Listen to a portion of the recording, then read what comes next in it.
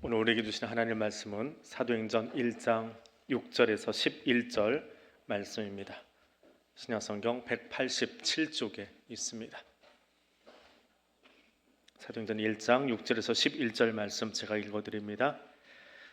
그들이 모였을 때 예수께 여쭈어 이르되 주께서 이스라엘 나라를 회복하심이 이때니까 하니 이르시되 때와 시기는 아버지께서 자기의 권한에 두셨으니 너희가 알 바 아니요 오직 성령이 너희에게 임하시면 너희가 권능을 받고 예루살렘과 온 유대와 사마리아와 땅끝까지 이르러 내 증인이 되리라 하시니라.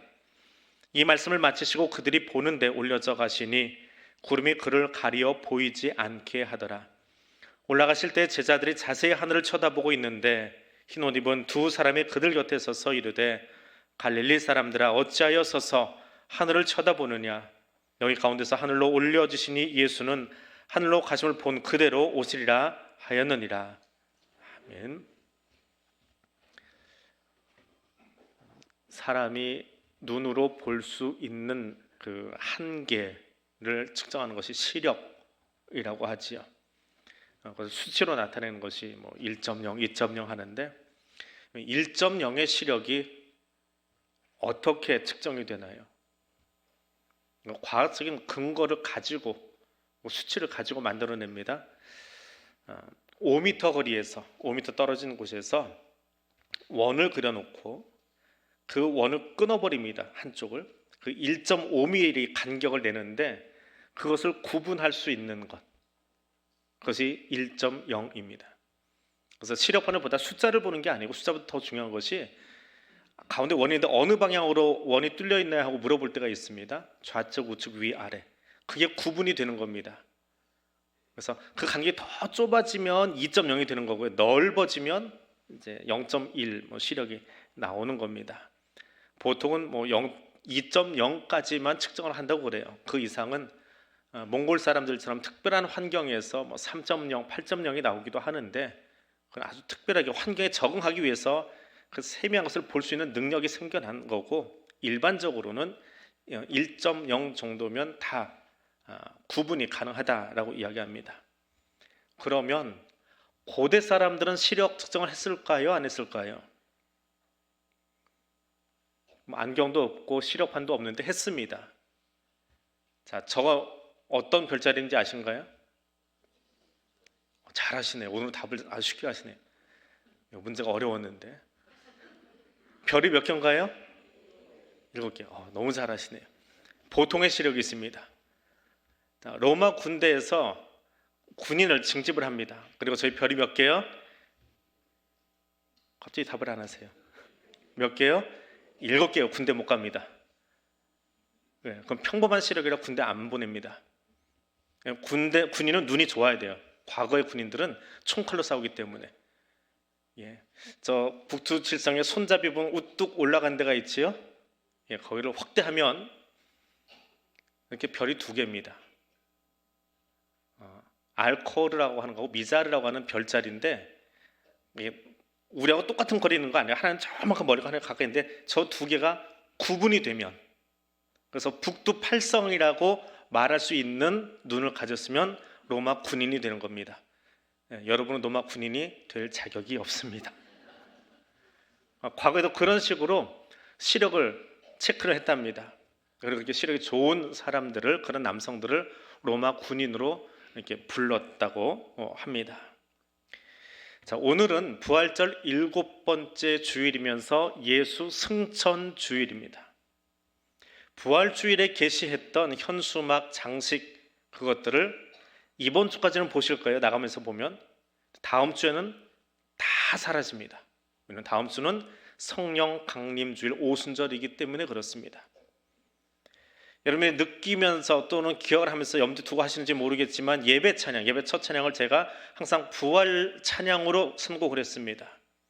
어버이주일하고 어린이주일은 좀 다른 한국교회 절기 때문에 다른 것을 선택했지만 보통 7주 동안 부활절부터 오늘까지 첫 찬양은 부활절 찬양을 사용합니다. 다음 주일부터는 성령 강림 찬양을 사용을 합니다. 이것이 교회력을 따라가는 찬송의 방식이라고 합니다. 자, 예수님께서 승천하시던 2000년 전 그 자리로 돌아가서 오늘 우리에게 주시는 승천주일에 우리에게 주시는 하나님의 음성을 들으려고 합니다. 그날 제자들은 예루살렘 옆에 있는 올리브산, 감람산 꼭대기에 있었습니다. 부활절 절기의 마지막 팡파레가 무엇이냐? 예수 승천하심의 사건입니다. 그곳에서 주님은 우리에게 우리의 눈이 황홀함에 머물러 있지 않기를 원하십니다. 우리는 부활절 하면 습관적으로 하는 행사가 하나 있습니다.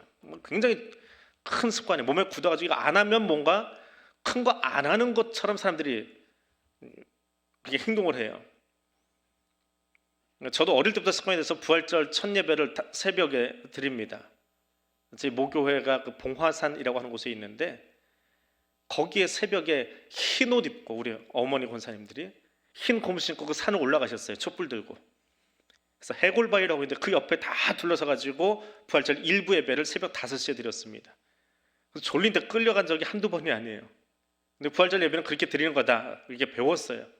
그래서 그 예배를 들고 또 하나는 부활절만 되면 하는 거 또 있죠. 다 하시면서도 말 안 하는 거. 삶은 달걀 먹는 거. 그게 언제부터 생긴 전례인지 모르겠지만 이게 교회 습관이 돼가지고 금요일에도 보니까 봉사부에서 뭐 2주 전부터 막 준비를 해놔요. 구운 달걀 해서 미리 포장 다 해놓고 전날 하면 바쁘다 그래가면서 이걸 안 하면은 안 될 것처럼. 근데 진짜 부활 절기의 팡파레가 무엇이냐? 저는 승천주일입니다.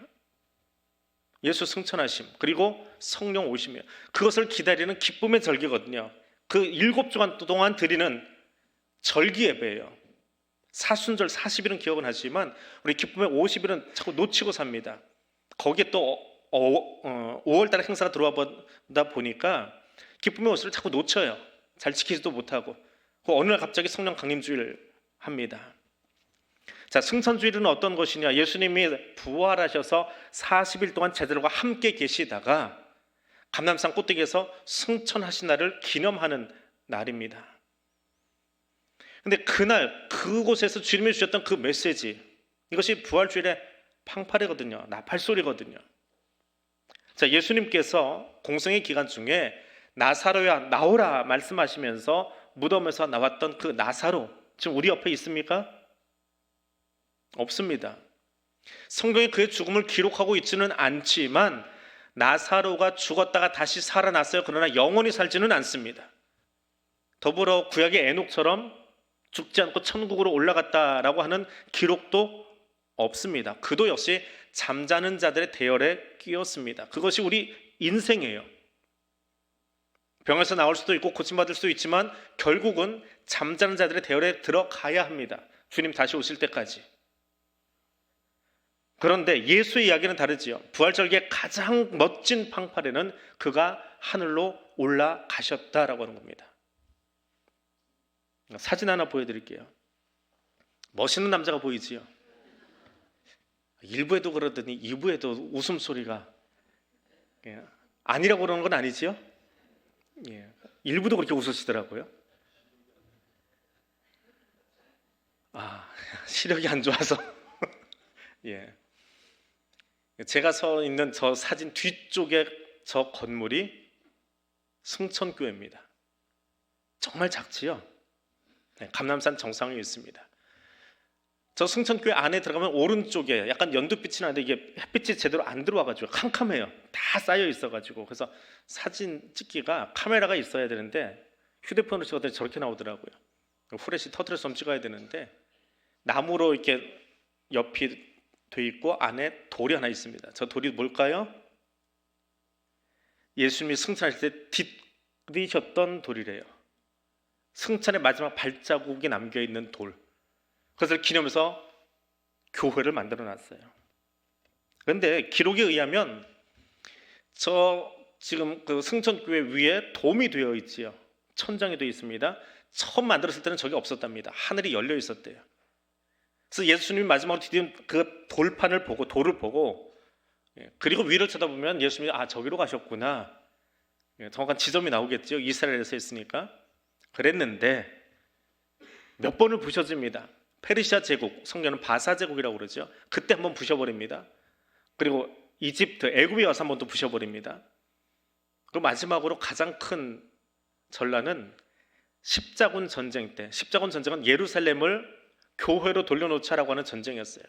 근데 이것이 나중에 점점 변질돼서 정치적인 동기의 군사 행동이 되어버립니다. 그때 이슬람이 와서 저를 뺏어가 버려요. 저기 돔이 있는 이유는 이슬람의 모스크입니다. 이슬람 모스크는 저렇게 동그랗게 만들어놨지요. 우리는 승천교회라고 부르지만 지금 저 건물의 관리는, 주인은 이슬람이에요. 이슬람 모스크예요. 그래서 우리는 가서 사진만 찍고 나옵니다. 그거는 예배를 못 드려요. 모스크이기 때문에. 근데 1년에 딱 한 번 이슬람 교인들도, 이슬람 교도들도 양심이 있는지 1년에 딱 한 번 돼서 예배를 허락합니다. 언제일까요? 오늘이요. 승천 주일날. 오늘 승천 주일이고 저게 승천교회잖아요. 그래서 지금 이스라엘 가 있는 사람들은 이 시간쯤 되면 다 거기로 갈 거예요. 1년에 한 번 드릴 수 있는 승천 주일 기념 예배를 드리려고 저 좁아 터진 교회 안으로 한 20명만 들어가면 꽉 차는 교회인데 다 밀려 들어갈 거예요. 그 주위에 둘러서서 주님 다시 오실 것을 기다리며 재림의 찬송을 부르면서 오늘의 예배를 저기서 드리고 있을 거예요. 이게 승천교회입니다. 자, 부활의 절정, 부활절기의 절정, 예수의 승천하심입니다. 그때 제자들은 자신들의 경험과 자기들의 지각 능력을 가지고 블레포하고 있었다 그래요. 헬라어로 블레포, 보고 있었다. 이 블레포는 눈으로 본다라고 하는 말입니다. 본다라는 말이 참 많죠. 우리말도 본다는 말이 많아요. 만져본다, 눈으로 본다, 맛본다, 느껴본다, 경험해본다 하는 것처럼 헬라어도 마찬가지예요. 본다라고 하는 단어가 맞는데 그 중에 블레포, 예수님이 하늘로 올라가시는 것을 블레포했다. 어떻게? 눈으로 보고 있었다라고 하는 말입니다. 예수의 말씀에 기울인 것이 아니라, 귀를 기울인 것이 아니라 눈으로 보이는 현상, 주님이 좀 올라가고 계시네 하고 있는 그것에 집중하고 있었다라고 하는 거예요. 근데 이것은 오늘 우리도 똑같습니다. 기적에, 말씀보다 기적에, 말씀의 실천보다 기복적인 요소에 우리의 눈을 빼앗기고 있습니다. 황홀한 경험, 신비적인 경험, 기적적인 경험, 치유의 경험, 사업이 잘 되는 경험, 그 눈에 보이는 것을 쫓아다니는데 그것이 신앙의 전부는 아니거든요. 신의 본질이 아니거든요. 근데 그곳에 우리의 눈을 블레포하고 있습니다. 눈으로 보고 있습니다. 보여야 믿는 거예요. 눈으로 보아야 믿을 수 있다라고 하는 도마와 같은 모습들이 우리 안에 있습니다. 근데 주님은 그 블레포에 머물러 있기를 원치 않으세요. 마음의 눈이 열려야 합니다. 눈이 아니라 마음의 눈이 열려야 합니다. 어제 설교 준비를 하다가 4시쯤 된 것 같아요. 시계를 보니까. 목양실이 참 좋은 게 이 시간쯤 되면 굉장히 따뜻해요. 조금 있으면 따뜻한 걸 넘어섭니다. 에어컨 틀어놔도 하루 종일 돌아가도 참 따뜻합니다. 근데 그것도 그렇지만 정말 좋은 건 옆을 내다보면 너무 예뻐요. 이 뒷산이 그렇게 예쁠 수가 없어요. 지금 요맘때 한 4시쯤 창문을 이렇게 내다보면요, 햇빛이 내려와가지고 나뭇잎을 만져주고 있는데 그 모습이 참 예뻐요. 거기 바람까지 불어놓으면 그 만지는 게 너무 좋아가지고 햇빛하고 나뭇잎이 스킨십을 하니까 좋아가지고 이게 흔드는데요, 얼마나 간드러지게 흔들리는지 몰라요. 거기다가 분명히 나뭇잎은 빛이 통과 안 될 것 같은데 햇빛이 지나가면서 그 연두빛이요, 뭐 오늘 차나대가 예쁘긴 하지만 그 연두색과는 비교가 안 돼요. 그럼 뭐라고 표현할 수가 없어요. 얼마나 그 색깔이 예쁜지 몰라요. 설교 준비하다 눈이 좀 아프면 그거 이렇게 쳐다보고 있으면요, 저절로 위로가 돼요. 너무 좋다. 저기다 그 나무를 갖다 놓고 나를 쉬게 해주시는 그 하나님, 그리고 그 자연이 서로 만나서 스킨십을 하고 같이 웃고 있는 그 모습을 보면 이걸 어떻게 다 내가 글로 여기서 옮겨서 표현할까라는 생각을 합니다. 같은 이치로 예수님이 승천하실 때 제자들의 마음속 풍경은 어땠을까? 그 마음속 풍경을 그려보면 어떤 모습일까? 그런데 오늘 본문을 보면 그 풍경이 참 희한합니다. 예수님이 승천하시기 전 감람산의 제자들과 함께 모였는데 예수께 제자들이 묻습니다. 예수님, 이스라엘 나라를 회복하실 때가 지금입니까? 그래서 가장 궁금한 제자들의 마지막 질문이었어요. 승천하시기 전 마지막 질문. 왜 그랬을까요? 로마 제국의 공권력의 최극치라고 불리는 그 십자가. 말 안 들으면 여기 다 매달아 죽일 거야. 그게 로마 공권력의 힘이었거든요. 그런데 거기 매달아 죽였어도 주님이 부활해버렸어요. 부활하셨어요. 로마의 힘이 사탄의 권세가, 죽음의 권세가 예수를 묶어놓지 못했어요. 부활하셔서 예루살렘이 내다보이는 그곳 감람산 정상에 딱 서 있으니까 제자들이 얼마나 신나요. 예수님, 이제 이 나라를, 이스라엘 나라를 로마로부터 해방시키시겠습니까? 그것이 지금입니까? 라고 묻고 있는 거예요. 그거밖에 안 남았지요. 로마의 힘이 예수를 묶을 수 없으니까. 그런데 그때 예수님의 대답, 그런 예수님의 제자들의 질문에 대한 예수님의 대답은 완전 동문서답입니다. 이렇게 대답하시지요. 때는 너희가 알 수 없다. 때를 정하는 것은 아버지의 몫이다. 너희가 받을 것은 성령이다. 성령이 너희에게 오시면 너희는 예루살렘과 온 유대와 사마리아와 땅끝까지 이르러 내 증인이 될 것이다. 예수님의 말씀은 제자들에게 동문서답 같았습니다. 그래서 사도행전 1장 7절 8절은 오늘 우리가 선교 예배 드릴 때, 전도 예배 드릴 때 그때 자주 인용하곤 합니다. 우리는 이미 성령의 경험도 해보았고 그것이 무엇인지 알고 있어요. 그러나 2000년 전 감람산 위에 서 있던 제자들은 성령이 뭔지 몰라요. 지금 궁금한 건 이스라엘의 회복이 지금입니까? 이스라엘 해방시키실 겁니까? 라고 이야기하는데 우리는 그렇게 제자들에게 물어볼 수 있어요. 예수님의 이야기를 늘 이해나 하고 있는 거냐? 여전히 거기에 관심만 있느냐라고 물어볼 수 있을 텐데요. 거꾸로 생각해 보세요. 제자들은 너무너무 궁금해요. 그러니까 이 시간까지 묻고 있는데 예수님이 그 질문에 답을 안 하세요. 그리고 전혀 다른 이야기를 합니다. 듣도 보도 못한, 요즘 우리 아이들 말로 듣보잡 이야기지요. 성령, 이게 뭔데? 성령이 어떻게 생겼는데 뭘 준다는 건데? 근데 동문서답 같은 이 이야기만 하시고 예수님이 올라가세요. 그 제자들은 어때요? 질문을 던졌으면 답을 주셔야지. 답을 안 하고 있으니까 계속 쳐다만 보고 있는 거야. 올라가시네. 언제 답 주시려고 저기까지 올라가? 그거 쳐다보고 있는 거예요. 예수님이 무심해 보일 수도 있고 답답할 수도 있고 질문이 아직 해결이 안 됐어요. 그때 그 마음속 풍경이요. 나로호 아시지요? 우리나라가 쏘아올린 그 로켓 이름 나로호라는 이름이 붙어 있는데 이 나로호가 올라갈 때 우리나라 사람들 마음이 어땠을 거예요? 여러분의 마음, 그 로켓이 올라가는 거 보면서 저는 그 역사를 보면서 그것도 하나의 역사죠. 이제 우리나라의 역사인데 그걸 보면서 그래요.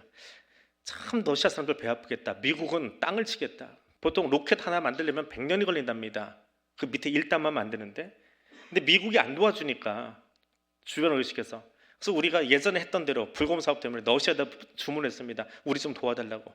근데 러시아가 그래 그럼 로켓 껍데기 하나 모델 보내줄게. 이거 보고 너희들이 한번 본따서 그려봐. 그래서 껍데기라고 하나 보냈어요. 밖에다 모델이라고 써가지고 보냈는데 잘못 보냈어요. 그거 아세요? 러시아가 잘못 보냈어요. 진짜 자기네들이 쓰고 있는 최첨단 로켓에 1단 로켓을 보내버린 거예요. 한국에다가. 그 담당자가 숙청당했답니다. 그 일 때문에. 근데 우리나라 사람들은 대단해요. 그런 거 오면 다 똑같이 만듭니다.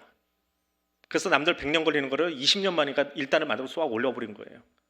참 대단한 나라죠. 로켓을 보내서 새로 만들어낼 수 있는 나라. 근데 그게 올라가도요. 제대로 올라가냐 하는 거예요. 일본도 얼마 전에 하나 떨어뜨렸습니다. 각도가 안 맞아서 자폭시켜버렸어요. 미국도 세계 최고의 기술을 가진 미국도 올라가다가 각도가 안 맞아서 떨어지기도 하고 볼트 하나가 없어서 폭발하기도 해요. 그러니까 올라갈 때 우리 마음속에 그래요. 끝까지 좀 올라가, 끝까지 올라가, 잘 올라간다, 잘 올라간다. 그러고 있는 거예요. 이게 우리 마음속 풍경이거든요. 자, 똑같이 제자들이 예수님 올라가는 걸 보고 있으면 뭐라고 할까요? 잘 올라간다, 잘 올라간다. 거기쯤 해서 내려오세요, 내려오세요. 이제 2층 있는 분들에게 하는 얘기 아니에요. 예. 내려오세요, 내려오세요. 왜? 질문에 답을 하고 가셔야지. 왜 질문에 답은 안 하고 계속 올라가기만 하세요? 그렇게 쳐다보고 있는 거예요. 답을 주시라고요. 지금이냐고요, 해방이. 근데 답 안 주시고 동문서답하고 올라가고 있습니다. 그만 내려오시라니까 거기 있지 말고. 근데 9절 하반절 가니까 어떻게 합니까? 구름이 가려서 더 이상 보이지 않게 되더라. 근데 이 보다는 앞에 있던 블레포와 다른 단어입니다. 똑같은 보다인데 다른 단어예요. 눈으로 보지 못하도록 구름으로 막았다라는 뜻입니다. 눈에 보이는 것이 전부가 아니기에 하늘 보지 말고 이제 너희가 보아야 할 것인데 무엇이냐? 너희 마음을 열라는 거예요. 너희 마음의 눈으로 보라는 거예요. 마음의 눈으로는 승천하신 예수님 보는 게 아니잖아요. 하나님은 제자들에게, 우리에게 황홀한 경험, 기적과 같은 경험, 신비와 같은 거, 눈에 보이는 그 현상에 주목하지 말라고 하십니다. 그것은 예수 부활의 진정한 의미가 아니기 때문에 그렇습니다. 때로는 우리의 신앙을 좀 더 돈독하게 하기 위해서 이적을 보여주시기도 합니다. 치유하시기도 합니다. 그러나 그것이 우리 믿음의 본질은 아니에요. 그래서 우리의 믿음을 돕는 작은 방편일 수는 있지만 그것이 믿음은 아닙니다. 눈으로 봄이 아니라 마음의 눈이 열리기 원하시는 하나님 말씀에 귀를 기울이고 그 말씀을 볼 수 있는 그 눈을 열라라고 하는 거예요. 그래서 제자들에게 구름을 띄워 가려놓으시고 그 마음 열기를 원하고 계십니다. 더불어 오늘 우리에게도 우리의 눈이 열려서 성령께서 우리 마음에 해주시는 그 말씀을 심령의 눈으로, 영적인 눈으로 바라볼 수 있는 사람 될 수 있기를 원합니다. 세 번째로 우리 이것은 따라서 같이 읽습니다. 하늘을 보던 눈은 감고 말씀을 보는 눈을 뜹니다. 이것이 승천주일에 우리에게 주시는 하나님의 진짜 메시지입니다. 하늘을 보던 육신의 눈은 감고 말씀을 보는, 예수님이 지난 공생의 기간 동안 하셨던 그 말씀을 보는 눈이 좀 뜨여졌으면 좋겠다라고 하는 겁니다. 이스라엘에 가서 성지 코스를 이렇게 돌아봅니다. 조금 길게 가긴 했지만 그래도 다 돌아보질 못했어요. 아직도 못 가본 곳들이 있고 시간에 쫓겨서 문 밖에서 구경한 곳도 있고, 어떤 곳은 갔더니 문이 닫혔는데 그 옆집에서 있는 아주머니가 이 교회 보러 오셨어요? 그럼 우리 집에 와서 보세요. 우리 집에서 그 집 첨탑이 보여요. 뜬금없이 자기 집에 한밤중에 9시인데 들어오라고 그래가지고 저 일행이 막 올라갔어요. 출산한 지 얼마 안 되는 집이라 산모가 아이 안고 있는데 그냥 부르더라고요. 이 아랍 사람들의 특징이에요. 손님 지나가는데 그냥 보내면 안 돼요. 이 사람을 부르면 우리가 복 받는 거예요. 그래서 그 아기 냄새가 가득한 그 집에 들어가서 그거 보고 나오다가 목사들이니까 가만히 있습니까? 아이 기도해주고 나왔어요. 아무튼 그렇게 돌아본 여러 장소들 중에 여기를 이 시간 내서 와야 되나 하는 허탈한 장소가 몇 군데 있습니다. 그 중에 하나가 저 모스크 되어버린 승천교회입니다. 이슬람 사원이 되어 있는 데다가 공간은 얼마나 좁은지요. 그리고 들어갔더니 뭔가 승천교회 하면 조명도 있고 지난번 사람부터 아르메니안 교회처럼 뭔가 이렇게 막 이런 것도 있고 했으면 좋은데 달랑 교회 하나에 달랑 돌판 하나밖에 없어요. 근데 이거 보러 거길 가요. 산꼭대기까지. 그리고 그거 보고 사진 찍으래요, 가이드가. 이거 뭘 볼 게 있다고 여기까지 와서 이 교회 하나 보고 내려와야 되나. 그리고 이 교회가, 승천교회가 그렇게 중요하다면 십자군 전쟁 때 우리 역사를 돌아보면서 그래서 그때 북진통일 좀 하지 하는 것처럼 십자군 전쟁 때 그거 뺏어가지고 우리 거 만들지, 그걸 뺏겨가지고는 교회 꼭대기에다 모스크 만들어 놓고 뭐 한 거야 대체 교회가 하는 그런 불평도 나오기 쉽더라고요. 근데 바로 그때예요. 승천교회, 주님 거기 안 계시잖아요. 우리 교회 십자가 위에 예수님이 매달려 있지 않는 것처럼 부활하셨기에 십자가는 비어 있거든요. 우스갯소리를 제가 하는 얘기가, 로만 캐톨릭은 십자가 예수님 아직 계세요. 부활 안 하셨나 봐요. 제가 하는 우스갯소리니까 너무 심각하게 듣지 마세요. 그런데 승천교회 예수님 안 계시잖아요. 왜? 하늘로 올라가셨기 때문에. 그럼 거기는 돌파는 뭐예요? 그냥 우리가 보고 예수님 말씀을 기억하라고 하는 보조 도구에 불과한 거예요. 그게 성물이거나 성구일 수는 없다라고 하는 거예요. 승천교회가 우리에게 주는 메시지는, 오늘 본문이 우리에게 주는 메시지는 돌이나 돔이나 우리가 눈에 보이는 그 무엇에 눈을 빼앗기지 말고 예수님 말씀에 마음의 눈을 열 것을 요청하고 계시는 주님의 요구를 귀로 들을 수 있기를 원합니다. 눈에 보이는 것, 만져지는 것, 내 몸에 치유가 일어나고 변화가 일어나는 것, 어렵던 삶이 좋은 삶으로 바뀌어지는 것, 우리는 그것을 원합니다. 그것을 원해서라면, 그것을 위해서라면 갑자기 기도하는 목소리가 커지기도 하고 주여라고 소리를 지르기도 합니다.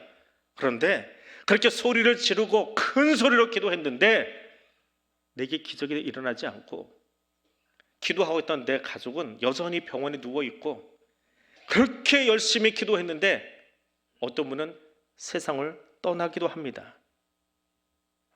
그때 우리 마음속은 마치 구름으로 가려져 버린 제자들처럼 눈에 보이는 것이 희미해지고 답답해지기에 하나님을 향하여 원망하기도 합니다. 그것이 제자들의 마음이었어요. 그때 흰옷 입은 두 사람이 찾아와서 제자들에게 이야기합니다. 갈릴리 사람들아, 어찌하여 서서 하늘을 쳐다보느냐? 너희 가운데서 하늘로 올려지신 이 예수는 하늘로 가심을 본 그대로 너희가 본 그대로 다시 오시리라. 이 말은 너희가 본 그대로 다시 구름 뚫고 내려오신다는 그 표현의 이야기가 아닙니다. 하늘로 올라가신 이 예수는 그분이 말씀하신 그것대로, 그분이 지난 3년 동안 너에게 공생의 기간 중에 말씀하신 그 성경대로 너에게 다시 오게 된다라고 하는 거예요. 이것을 바울 사도는 에베소의 성도들에게 이렇게 풀어서 말하고 있습니다. 우리 주 예수 그리스도의 하나님, 영광의 하나님께서 여러분에게 이해력과 분별력을 주셔서 하나님을 친히 알게 하시고 여러분의 눈을 맑고 또렷하게 해주시기를 원합니다.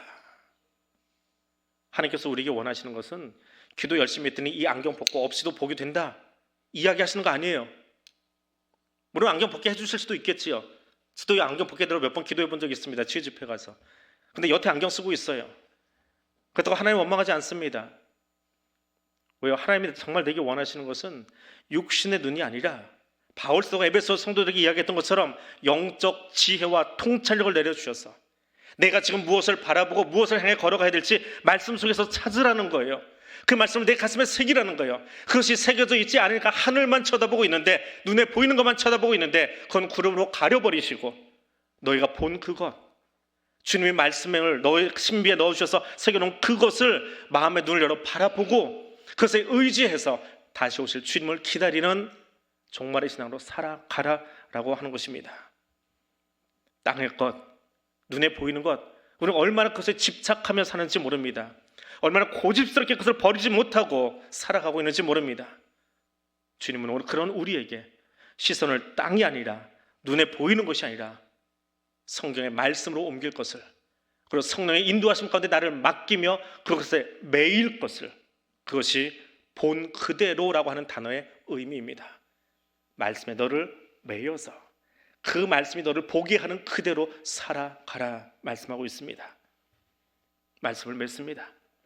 흰옷 입은 두 사람으로부터 우리가 마땅히 보아야 할 것이 눈의 것이 아니라 마음의 눈이고, 예수님께서 약속하신 성령을 기다리는 것을 안 제자들, 기대감 속에 기도의 장소로 돌아갑니다.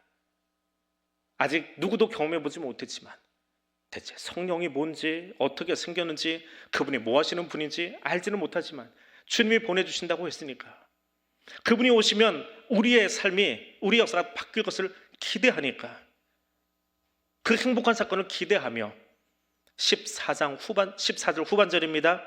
더불어 마음을 같이하여 오로지 기도에 힘쓰니라. 어떤 기도를 했을까요? 앞에서 했던 그 어리석은 기도들, 이스라엘 나라 회복시켜주세요, 로마로부터 압제로부터 해방시켜주세요, 아니요. 우리는 모르겠습니다. 성령이 뭔지 모릅니다. 경험해보지 못했습니다. 성령이 오시면 우리가 어떻게 변할지 모르겠습니다. 우리가 어떻게 쓰실지 모르겠습니다. 무엇을 증거해야 될지 우리도 잘 알지 못하겠습니다. 근데 주님이 약속하셨잖아요. 기다리겠습니다. 보내주십시오. 며칠 동안 마음을 같이서 10일 동안 기도하는 거예요. 승천하시고 10일 동안 기도하던 그 자리에 다음 주일입니다. 성령이 강림하셔서 교회 역사를 써내려가기 시작합니다. 부활하신 예수께서 주신 가장 큰 선물을 기다리는 마음, 그것이 오늘 승천주일의 제자들의 마음이고 오늘 저와 여러분의 마음입니다. 오늘 나의 시선을 거두어서 성경에 약속하신 말씀으로 마음의 눈을 뜨기 원하시는 주님의 음성에 우리의 귀와 마음과 눈을 고정할 수 있기를 원합니다. 눈에 보이지 않으나 우리 마음에 들어와 임마누엘 하시는 함께서는 성령으로 말미암아 하나님의 주시는 은혜로 충만한 삶을 살아가실 수 있기를 축복합니다. 더불어 눈으로 보이지 않는 것이 있음을 알고 눈에 보이는 것이 전부가 아님을 알고 말씀을 향하여 우리의 눈이 바르게 뜨여질 수 있도록 기도하는 이 아침 될 수 있기를 원합니다. 우리 같이 기도하겠습니다. 임마누엘 하나님, 우리와 지금 동행하여 주심을 감사드립니다. 주님 말씀하신 대로 땅의 것에 눈을 두지 아니하고 말씀을 향하여 우리 영의 눈이 뜨여지게 해 주심을 또한 감사드립니다. 부활의 소망으로 다시 오실 주님을 기다리는 우리의 삶 가운데 주님 함께 하셔서 이 믿음 흔들리지 아니하도록, 그리고 주와 함께 다시 오실 주님을 만나는 그 아름다운 삶 그 자리에 나도 설 수 있게 해달라고 기도하는 시간 되실 수 있기를 원합니다. 우리 한 2분 정도 같이 말씀 기억하며 통성으로 기도하겠습니다. 사랑의 하나님, 감사합니다.